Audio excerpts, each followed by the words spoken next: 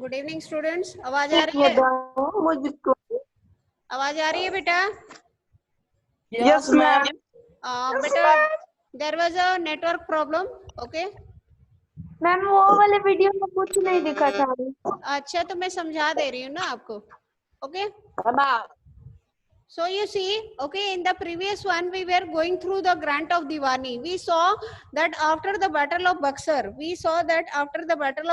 Mir Qasim, he was defeated, and his allies Nawab of Awadh Sujaud Daulah and Shah Alam II, they were asked to compensate for participating in the battle against the British. So we see that it is Shah Alam II who grants the company the Diwani of Bengal in the year 1765. And what is Diwani? Diwani is the right to collect revenue. लगान वसूलने का अधिकार था दीवानी। और इस दीवानी के अधिकार की वजह से अंग्रेज जो है अब और शक्तिशाली हो जाते हैं और सशक्त हो जाते हैं। वो कैसे?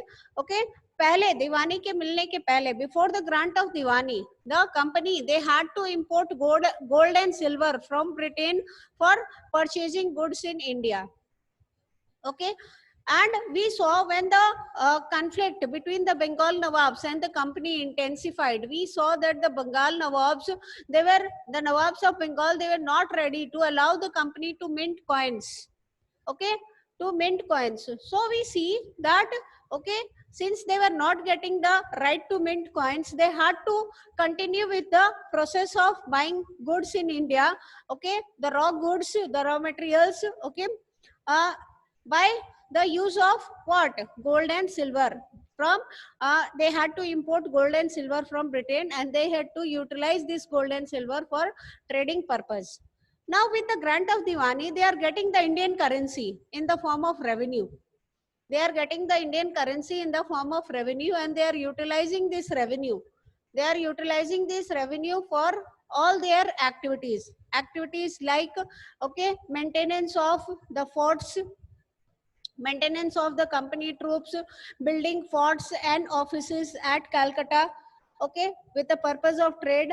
And they are also using the revenue, okay, the revenue for trading goods like buying cotton and silk from India and exporting it to Britain to convert it into finished goods. Okay, and again bringing it back to the continent and flooding the Indian markets.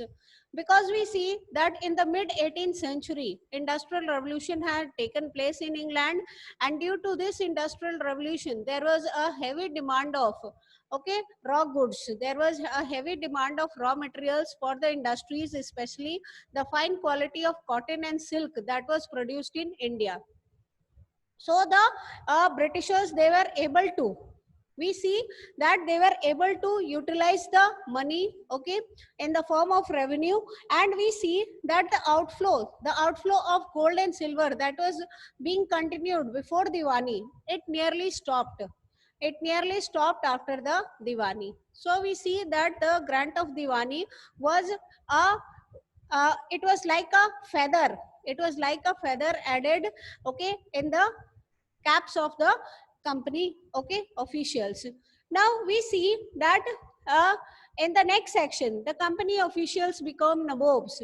We see that after the Battle of Plassey, the Battle of Plassey was held in 1757, and we see that after the Battle of Plassey, the actual Nawabs were forced to give, okay, land and vast sums of money as personal gifts to the company officials. Okay, and we see that the company officials are, okay, benefiting.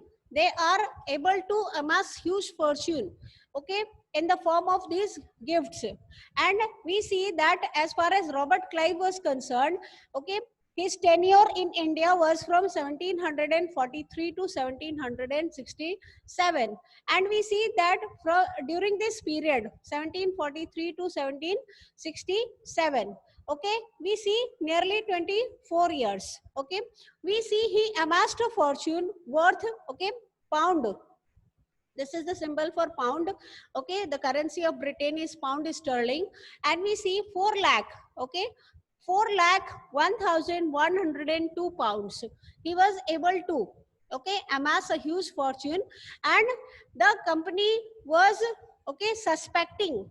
The company was suspecting the method that was applied by Robert Clive, and we see that it is on the basis of the complaint that was put forward by his counterparts. We see that, okay, before the impeachment procedure came against Robert Clive, we see that in 1764, because he was highlighted after the Battle of Plassey for his efficiency, okay, and valor. And we see that in 1764 he was appointed to remove corruption in the company's administration. But, okay, we see in the further years that due to the complaints that were put forward, and it was under the observance of the company that Robert Clive had amassed a huge fortune when he returned to England. So an impeachment procedure was carried against him in the British Parliament. हमें पता है कि British parliament के दो सदन होते हैं, house of Commons और हाउस ऑफ लॉर्ड्स, ठीक है ना। तो आप अपने बुक में अगर आप देखेंगे, आगे के फर्दर के चैप्टर्स में अगर आप देखेंगे, तो आप देखेंगे कि रॉबर्ट क्लाइव के खिलाफ आप देखेंगे कि रॉबर्ट क्लाइव के खिलाफ जो है, ओके, इम्पीचमेंट की प्रक्रिया लाई जाती है। और इस इम्पीचमेंट की प्रक्रिया में जो है साबित तो कुछ भी नहीं होता है, लेकिन ओके, रॉबर्ट क्लाइव को जो है ये अपने आत्मसम्मान पे ठेस महसूस होता है, और वो इसको जो है, ओके, बर्दाश्त नहीं कर पाते हैं और वो आत्महत्या कर लेते हैं। So we see that he was cross-examined by the British Parliament in 1772, though acquitted. Okay, no charges were proved. No charges of corruption were proved against Robert Clive. Okay, but we see that though acquitted,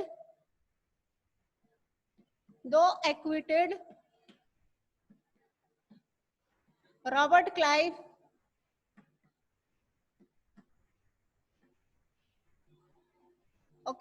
committed suicide. He committed suicide in 1774. Okay. So we see that, okay, no charges were proved against Robert Clive, but he, okay, committed suicide in 1774. Now, when we go through the history of these company officials, we see that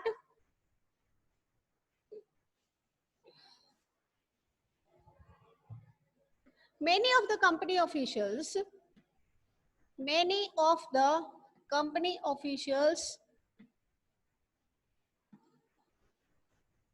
they belong to humble backgrounds.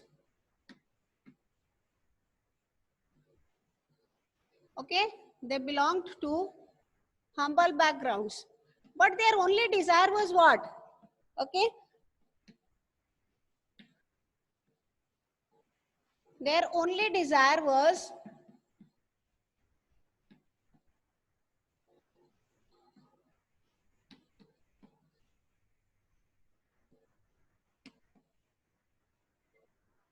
okay,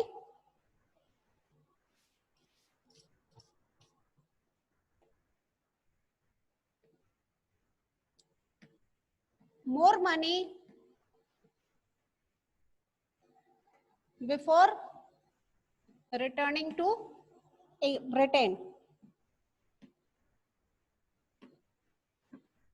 So we see that these company officials, they belong to humble backgrounds. Okay, they were not the social upstarts, but okay, their intention whenever they were when they were posted, okay, for service in our country, they saw that they had wide scope of earning. Wealth, so their only desire was to earn as much as they can before returning to England. Okay, and we see that, okay, the company officials, okay, when they return to England, okay, we see that very few of them, okay, managed. very few of them managed to return to Britain.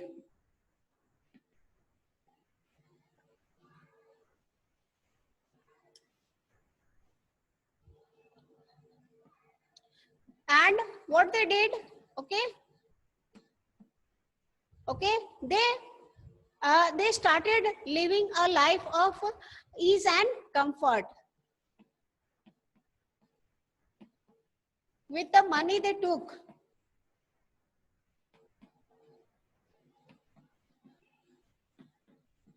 They led a life of luxury and comfort. Okay, so we see that these company officials, okay, they are indulging in flashy lives, okay, and they often flaunted their riches.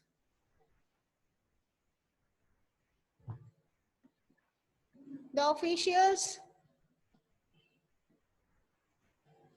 led flashy lives, okay, and often flaunted, okay दिखावे वाली जिंदगी वो लोग जीना शुरू कर देते हैं. Okay flaunted their riches, and as such we see that they are, okay, these officials were called nawabs. Okay,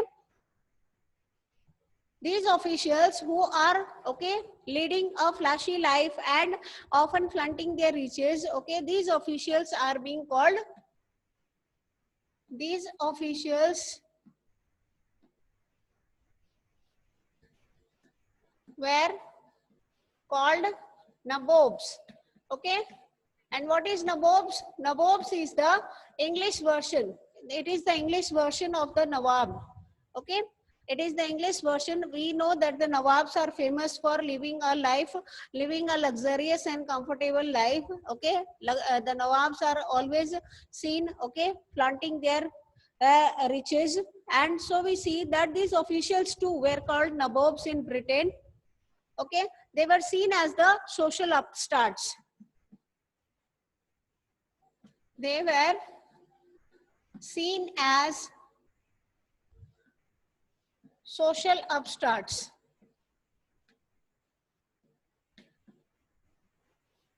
And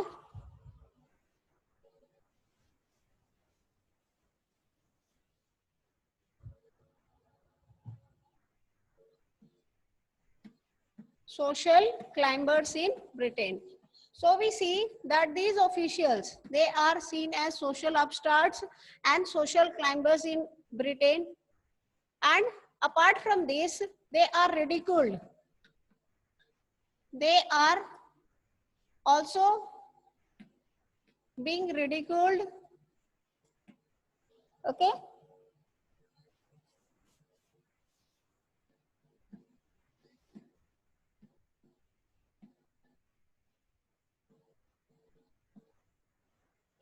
They were ridiculed and made fun.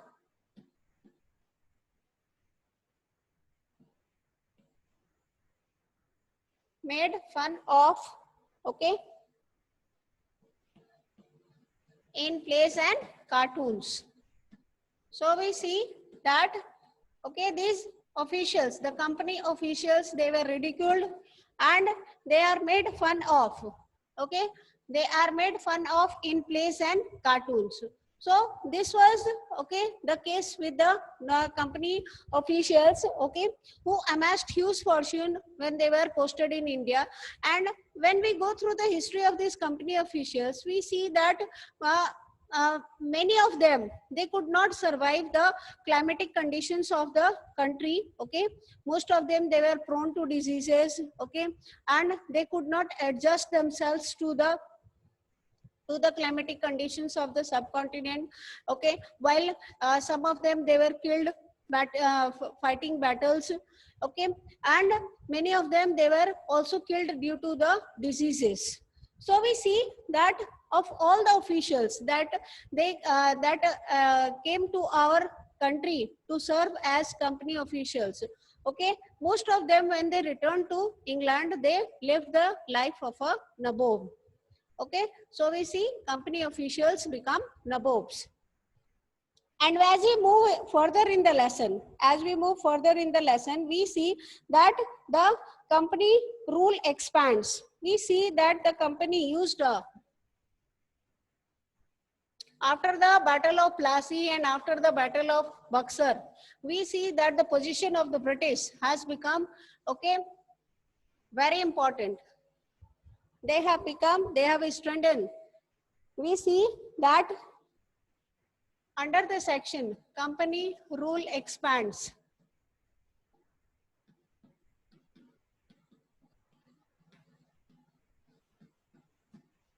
We see that the company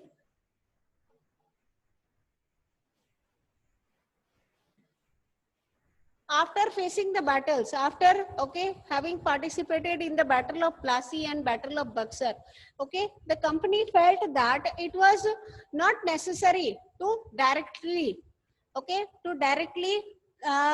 face the people, the citizens of the country. Instead of directly facing them, instead of combating them in battles and wars, they can apply the other methods other than the war and battles, and they can win over the territories. Their main motive was annexation of territories. They were not interested in just getting one territory or another. They wanted to expand the whole, expand throughout the whole of India. They wanted more and more they wanted to grab more and more territories, and for this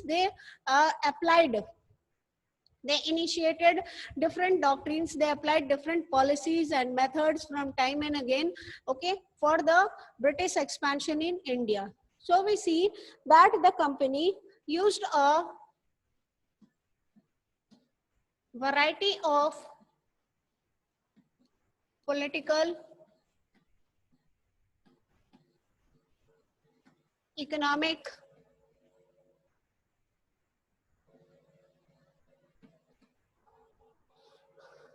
and diplomatic methods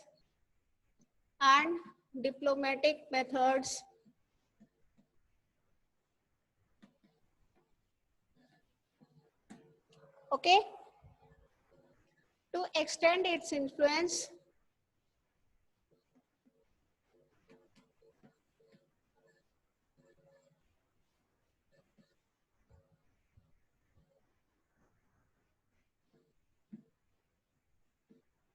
before annexing an Indian kingdom. Before annexing an Indian kingdom. And we see that different doctrines were applied by the British. After the Battle of Buxar, the company appointed residents. After the Battle of Buxar, we see that the company appoints residents.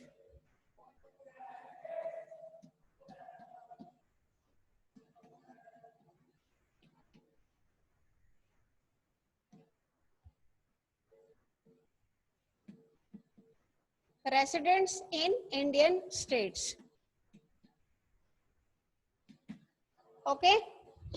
So we see that after the Battle of Buxar, the company appoints residents in Indian states. And we see that who are these residents? The residents were political. The residents were political or commercial agents, and their job was to serve and further the interest of the company. Residents were the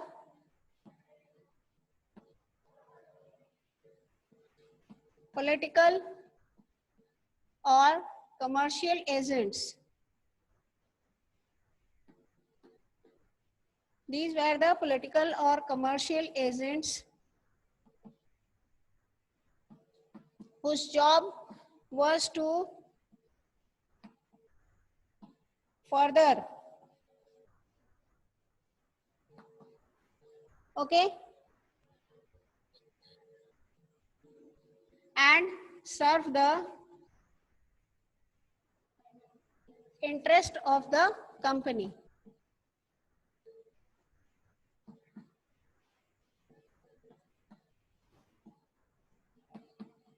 Interest of the company. And we see that, okay, we see that it is through the residents that the company interfered. It is with the help of the residents, okay, the company interfered in the internal affairs of the Indian states, okay, the Indian rulers. So we see that a new policy was applied by the British, okay, and this policy was, okay, initiated. This policy was initiated by Lord Wellesley, Richard Wellesley, okay, in the year 1798. So we see this policy is known as the subsidiary alliance, okay. This policy is that of subsidiary alliance, and we see that this policy was initiated by, okay,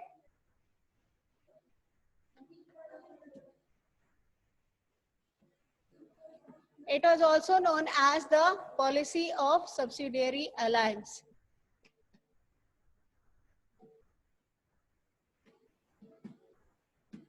The policy of subsidiary alliance was introduced by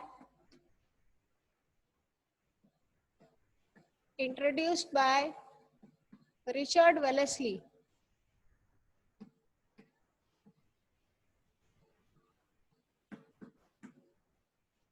in the year 1798. So we see this is the policy of subsidiary alliance, and it was initiated by Richard Wellesley in the year 1798.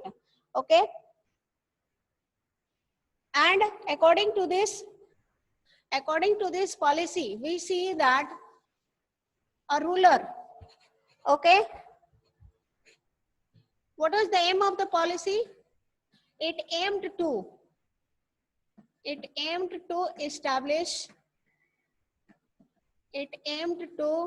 establish British supremacy in India. British supremacy in India,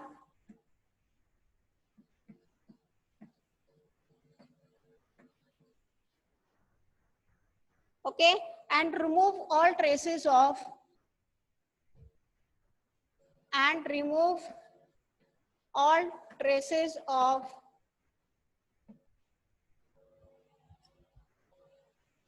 French influence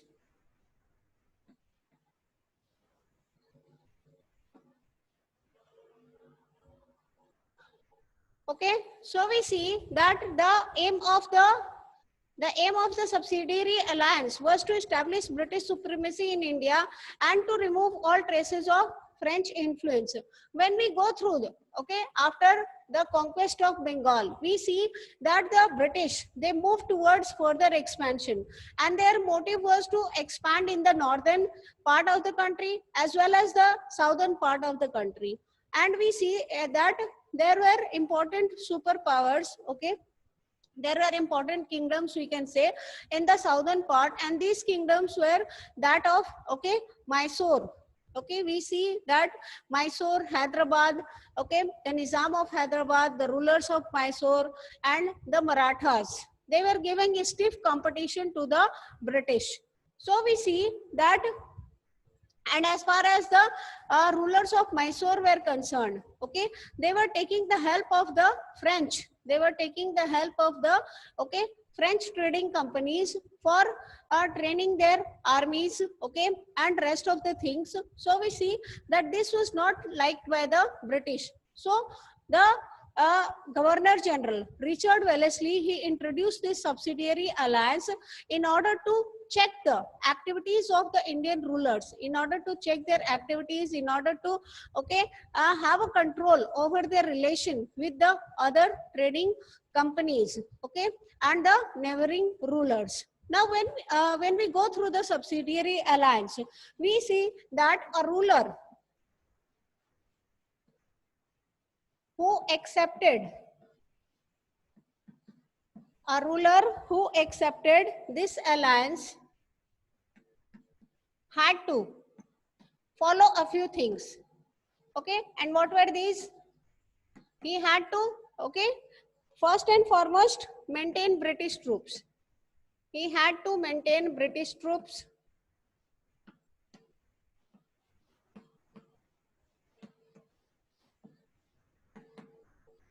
British troops in his army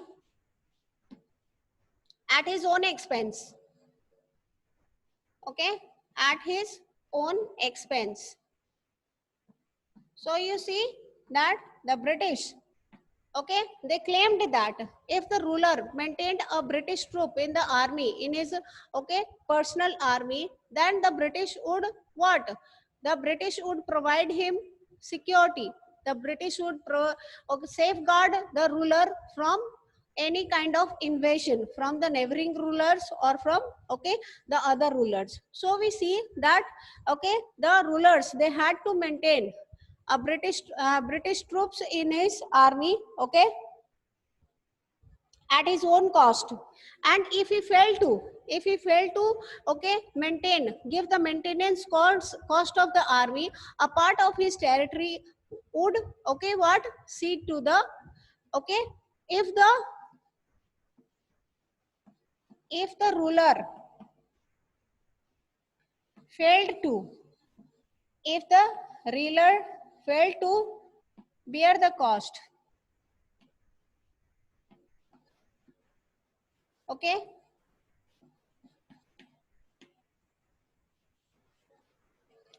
a part of his territory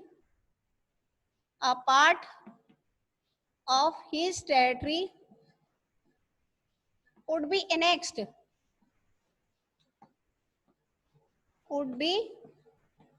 okay, annexed to the British Empire, okay. So we see these were the terms of the subsidiary alliance. First, the ruler had to maintain British troops in his army at his own cost, at his own expense. Second, if the ruler failed to bear the expense, okay, expense of maintaining the British army, okay, the British troop, a part of his territory would annex to the British Empire. And the other features were that, apart from this, the ruler also had to expel, he had to expel all non-English,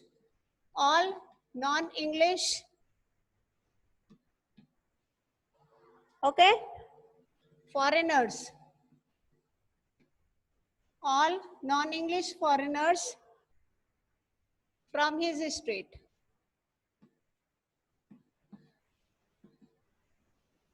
The fourth condition was that, okay, the ruler should allow the British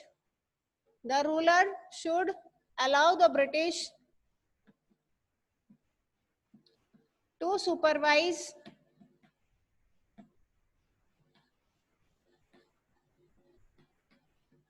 okay, the ruler should allow the British to supervise his relations with other Indian states, his relations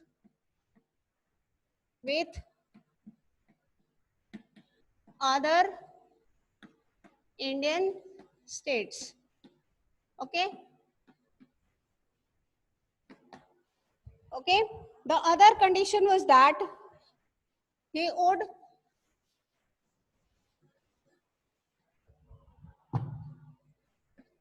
accept a British resident in his court, okay. So we see that these were the terms of the treaty. Okay, these were the terms of the. खत्म कर दीजिए ना. हाँ.